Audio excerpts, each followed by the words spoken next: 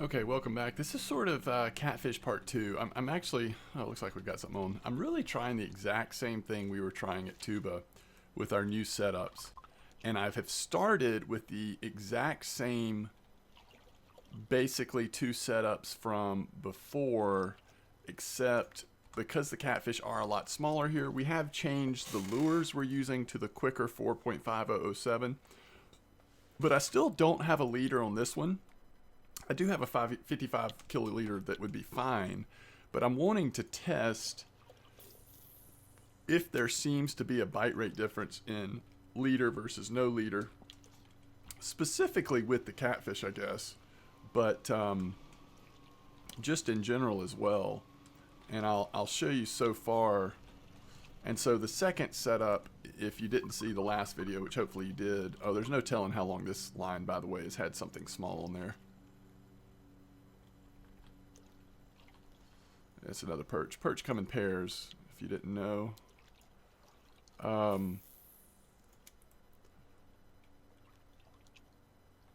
But so far we had a Timon actually came in on the left line without the leader, right?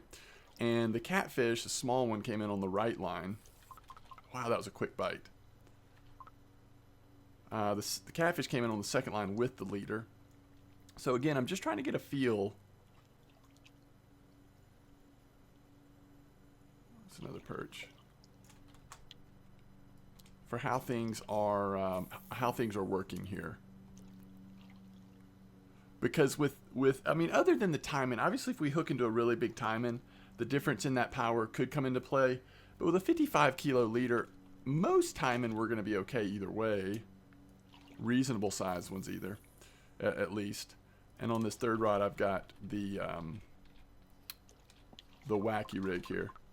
And hopefully we'll be able to catch some pretty decent, like, consistent fish on the wacky and maybe make a little bit of silver for when it's really slow on the other two. Okay, so another bite on the line without a leader. Wow, everyone's got to be shocked to see an Arctic char come out of Tunguska. No one saw that coming. Perch followed by Arctic char.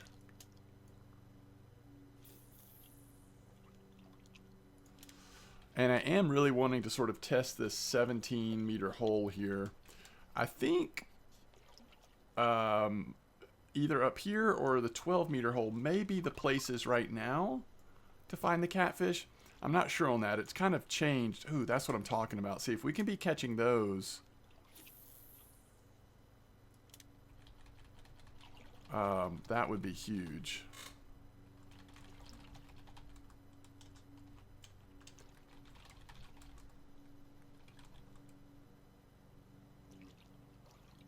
What are they called? Oh. That would be huge. If, you know, if we could catch some nice little fish here and then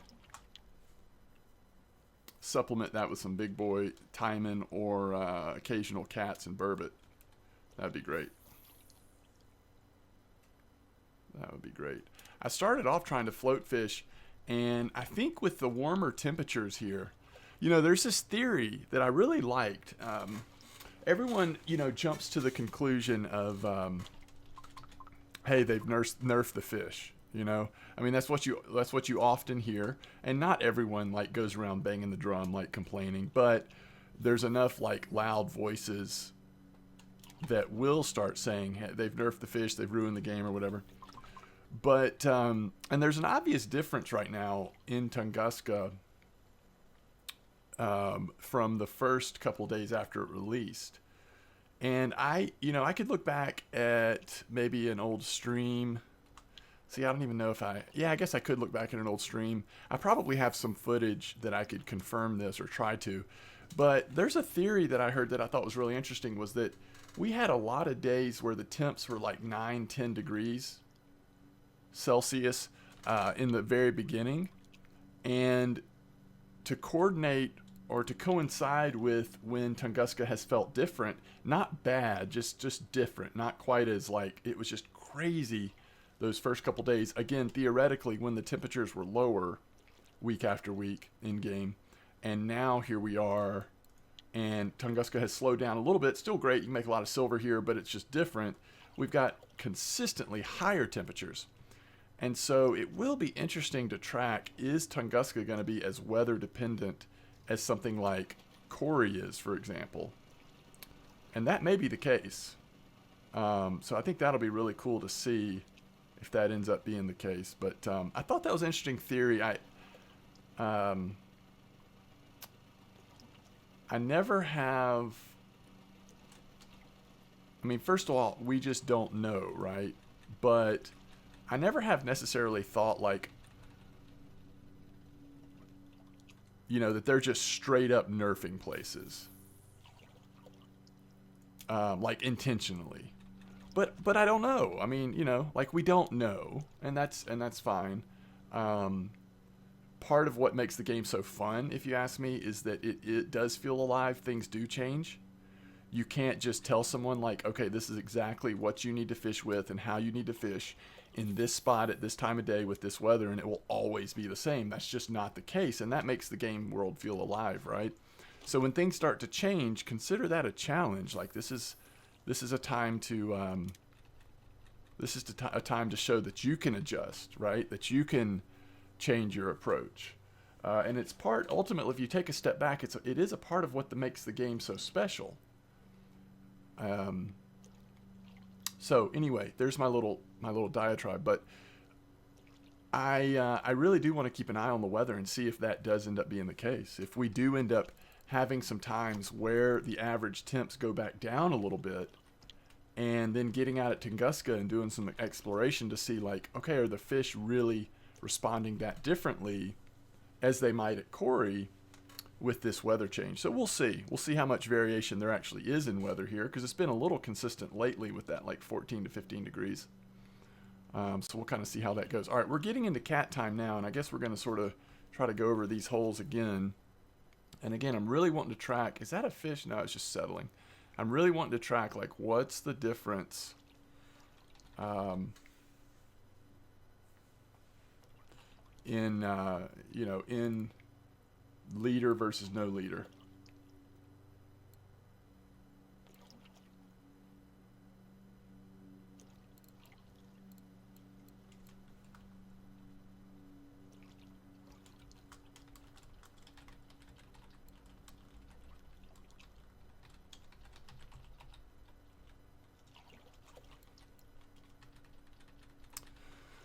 Okay, yeah, that does look like a fish, right? Like it's not, yeah. All right, so there is first fish on, and what we particularly want to notice is, even if they're not marker catfish, just catfish in general, are we hitting more catfish with the leaders? Because at night, catfish, burbot, when we're jigging like the, ooh, we've got a nice little bite there. It's a char, Arctic char. Weird, guys. I don't, again, who would have seen that coming? All right, let's see what this is. So 2 quick bites in a row, one on each side. Same fish species. Arctic chars are here, in case you were wondering.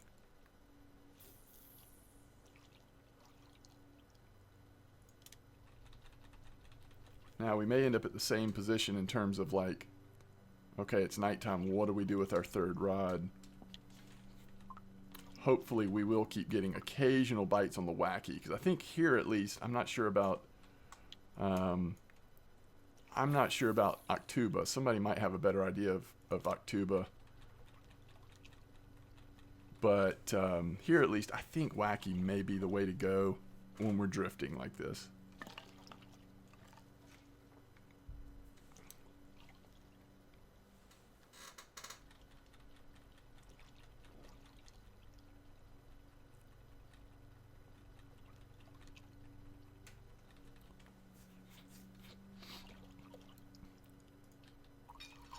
So in a lot of situations, you would think that, you know, a huge fluorocarbon leader like 55 kilo might impact bite rate. You certainly would think no leader and huge braided line might impact bite rate, but I don't know. Like, I want to sort of experience it to see. And I really am sort of doing this for experimentation's sake, because I have no problem putting at Tunguska, I have no problem putting that 55 kilo leader on. Are we already at the end again? Man, this is just a short drift, isn't it? You almost don't have time.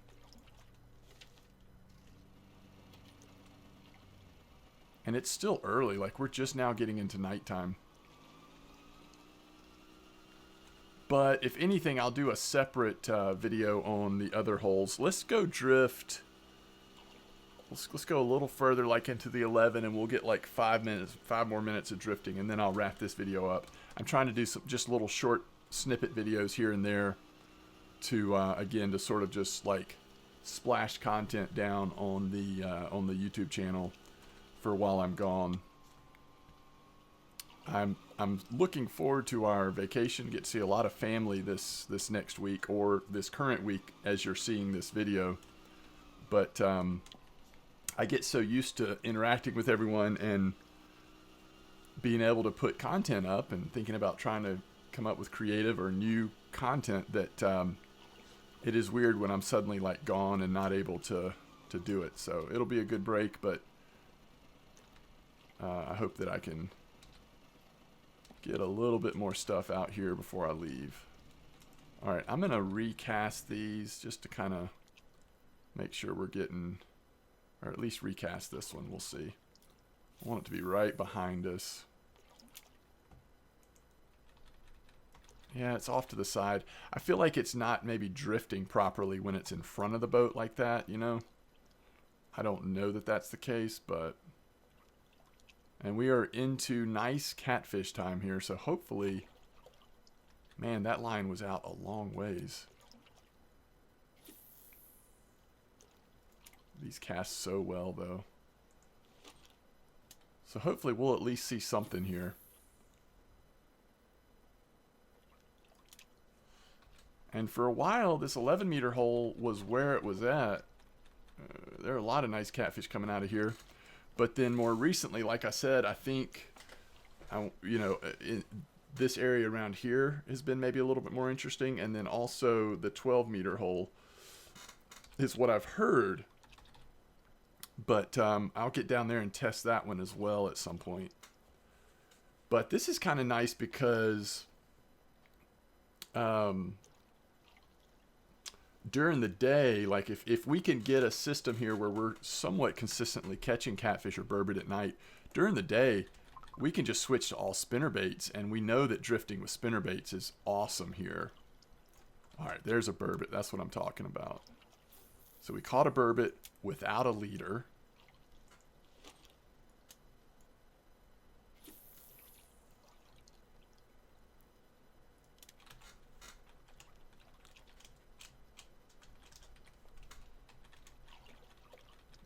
Let's see if we can get anything on the wacky this late at night.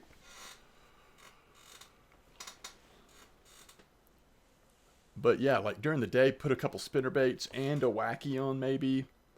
Or if you can get dialed in on a float as your third, you could also I could also work on leveling float, like put some caddisfly larvae on there.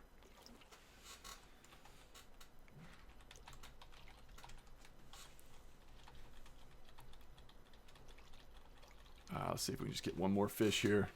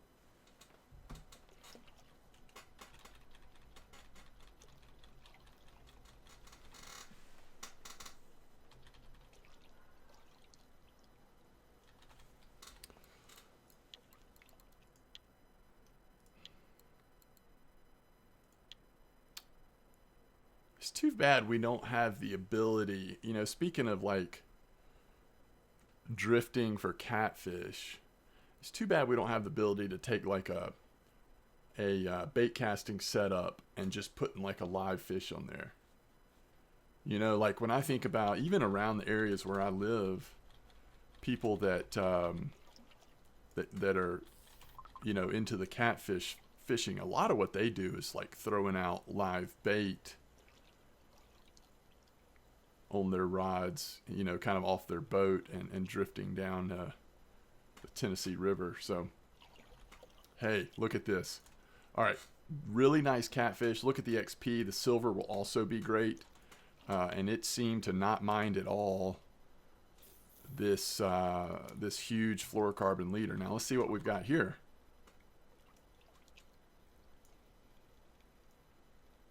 Okay. Now we're on to something. Again, nice catfish. Not only does it have a big, this doesn't have a leader at all. It's just got huge line. So that's a good sign. That is a really good sign. That is what we were hoping to see.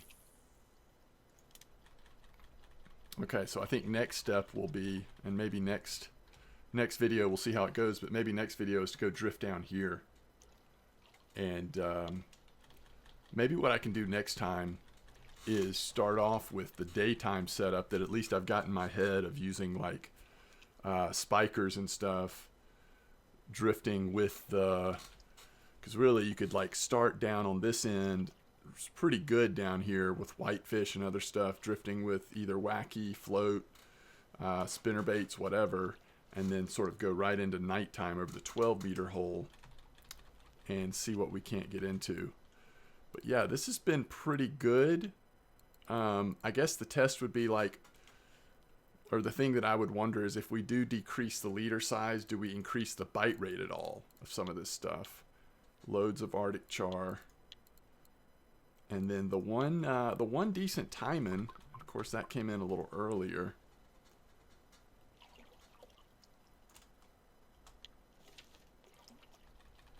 But I think you could put together a pretty nice 24-hour session and not do any trolling at all. Drifting the spinner baits and stuff during the day and wacky or float, and then really trying to like hit those cats, timing and other stuff at night. Might be pretty fun. And I am just super excited about finally getting into the catfish scene, and I really want to try to spend some more time at Tuba and Volkov. That's a decent little burbot there. And again, what we're doing here is just increasing our silver pretty nicely. Pretty nicely.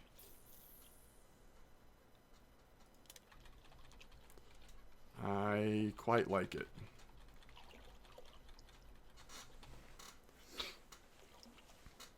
I think I will throw a 55 kilo leader on that first line next time, not because it seems to, I haven't seen any evidence yet that it matters, but just in case. Like, we don't need the extra power unless we start seeing a ton of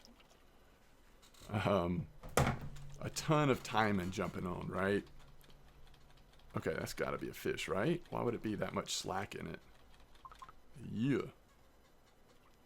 Oh, that's really small. Trophy river mussel.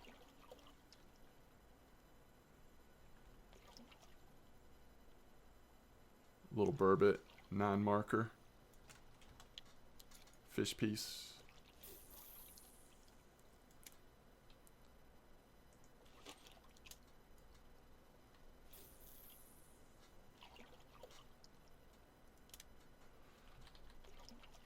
But I think this is going to be good, really good silver. Having this catfish rig put together, though, I do kind of want to go try to find a really big one, but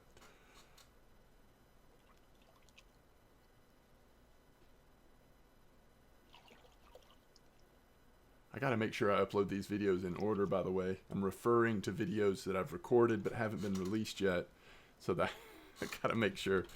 I think I've got The last catfish video came out on Tuesday, so I'll try to do this one Wednesday, and maybe the one that I record next I'll do Thursday, and then that gets into the time that I'm back. I think I'll be back late Thursday night, and so should be around either Thursday night or Friday morning. Or Friday during the day, sorry. Alright, we've had some nice fish here. I do need to wrap this one up though. So let's give it a second, see if we can't get one more fish, but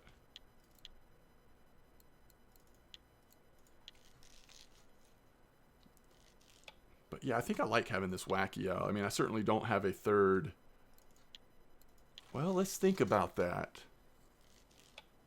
Once it gets into the night, I mean, we certainly have gear that we could use to try to target.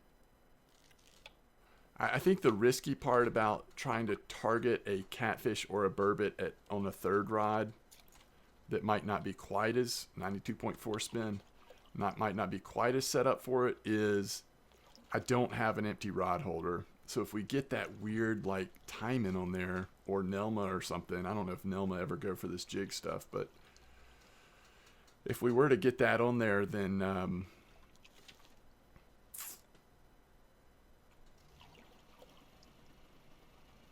there's nowhere to put it to get control of the boat. So that's the risky part. I think the smart move is just to go wacky on the third. That way, if you hit a slow spot with the cats and stuff, you at least are catching something to keep that silver going, and also just keep yourself entertained a little bit. What I want to do is just real quickly go see what, just so you can have an idea, like what this short amount of fishing actually looks like silver-wise. I think that's always pretty interesting to see.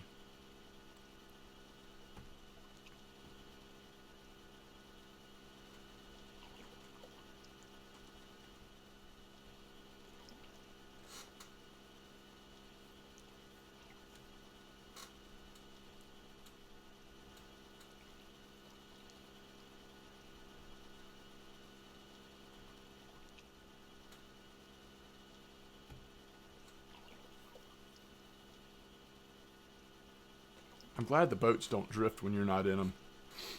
They must like auto anchor when you get out of the boat.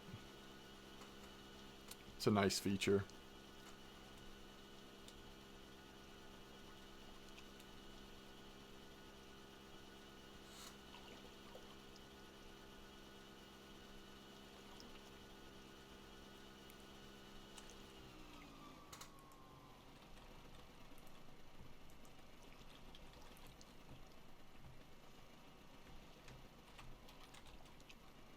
I think it'll be decent silver, maybe even like 100 or so, just because of how good the catfish are here. All right, so 144. And let's look at the price breakdown. Yeah, 30 silver for a little 2 kilo catfish, just amazing. Better than the 6.5 kilo taimen, obviously. But yeah, I think as we get more and more dialed in, that ends up looking pretty good. Okay, as always, I appreciate you watching. Thanks for being here, and I will see you next time.